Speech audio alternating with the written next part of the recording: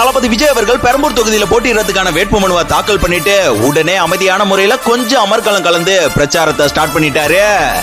Government ஒண்ணு இருக்குதா இல்லையா? ஃபர்ஸ்ட் ஆஃப் ஆல் இந்த பெரம்பூர் தொகுதியை தளபதிக்காக விட்டு கொடுத்த அண்ணன் சிவா அவர்களுக்கு கோடி நன்றிகளுங்க. என் நெஞ்சில் குடியிருக்கும் பெரம்பூர் தொகுதி மக்களே, பெரம்பூர்ல ஸ்டார்ட் ஆன இந்த முதல் பிரச்சாரம் வெற்றிகரமா ஸ்டார்ட் ஆகி அடுத்து கொளத்தூர் வில்லிவாக்கம்னு வெறித்தனமா போயிட்டு இருக்கு.